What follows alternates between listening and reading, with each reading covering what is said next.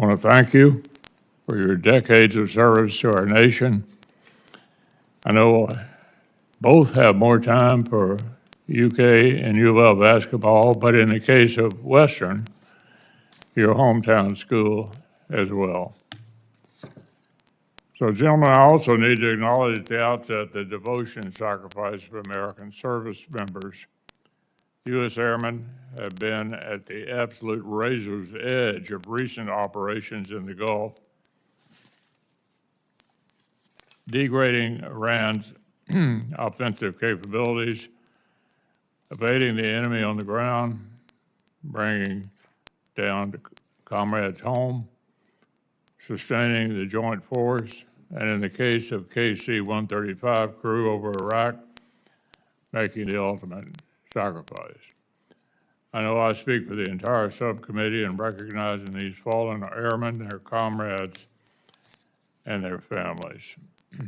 But we're here today to review the administration's fiscal year 27 budget request for the Department of the Air Force. As I've observed in discussions with other services, major increases to top-line defense spending represent a tremendous opportunity to improve readiness and lethality across the force and industrial capacity across our whole country. At the same time, the structure of the request for the Department of Defense would put consistent funding for key priorities at unnecessary risk. Core pieces of the President's defense agenda, like multi-year procurement contracts for critical munitions, half of the F-35 program, Golden Dome, and drone dominance initiatives, are all requested as a one-off reconciliation spending, not a full year base appropriations. This is especially mystifying for multi-year procurement contracts. I mean, the need to budget for them annually is right there in the name. But it's more than just a contradiction in terms. It's also a recipe for major disruptions in the very possible event that party line reconciliation fails. The administration's choice to structure an ambitious $1.5 trillion request in this way is yet another missed opportunity to put key aspects of our common defense on a stronger and more enduring fiscal footing. Specific to the Air Force and the Space Force, a few observations.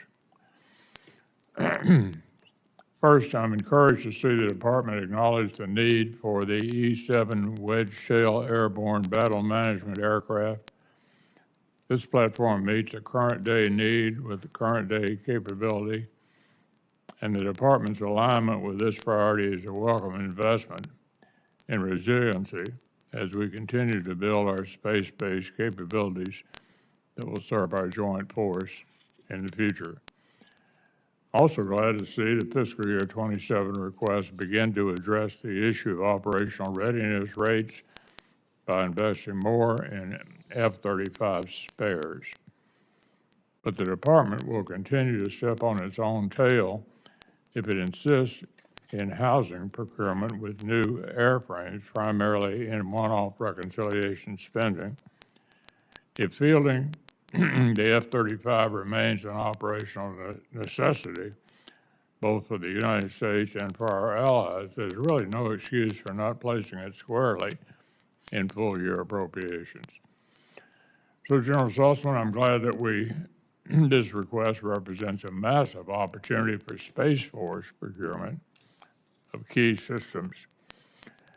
But I worry whether industrial capacity will be able to meet a sudden surge in spending, pending a clearer picture of how the department plans to sustain steadily increasing investment in the out years. So I want to hear from all of you how the Space Force is thinking about long-term scaling.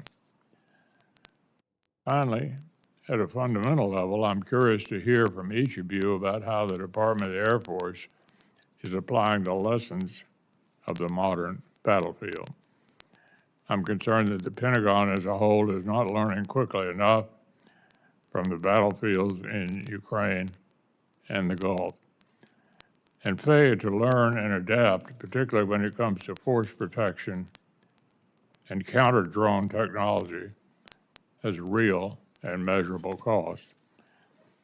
Speaking of which, there's clearly a need for supplemental funds to cover critical operational costs incurred in the Gulf, to recapture readiness, to make serious down payments against the munitions shortfalls that long predate operations against Iran. So I would encourage the administration to create such an opportunity and would hope each of our colleagues would seize on it. With that, following Senator Coons' observations, we'll move to Ms. Secretary, the two generals. You'll make short statements and leave plenty of time for question and answer. Senator Coons. Thank you, Mr. Chairman, and thank you for our partnership and broad agreement among many of the themes that you just raised. You'll hear them reflected in my opening remarks as well. Secretary Mink, General Welsbach, General Saltzman, thank you for your service and for your testimony here today. The Air Force and Space Force are fortunate to be led by the three of you who continue to display a good judgment and a sincere interest in doing right by our nation. I'd like to note this is General Welsbach's first time testifying as Chief of Staff of the Air Force. Thank you in advance for your insights today. And I'll note, as did the Chairman, that this is General Saltzman's last testimony before this subcommittee ahead of your expected retirement in August after more than 35 years of service. Salty, I'm not sure you'll miss any of us, but we will certainly miss you. Thank you to you and your family for the sacrifices you've made for our nation over so many years. And I look forward to your last nuggets of wisdom today and in the weeks ahead. Over the past year, our airmen, airwomen, and guardians have operated under immense operational pressure around the world, most notably in the Middle East, in support of several operations, and currently Operation Epic Fury. Tragically, several of our aircrews have paid the ultimate sacrifice, the ultimate price during this operation, and Dover Air Force Base continues to carry out with honor its sacred duty to welcome home our fallen and to support and sustain their families at dignified transfer ceremonies. As I've noted at previous hearings, our service members always answer the call and operate with immense professionalism and at the highest level of any military in the world. But it is also demonstrably the case these current operations and recent operations have strained readiness, sharply reduced important munitions inventories, and weakened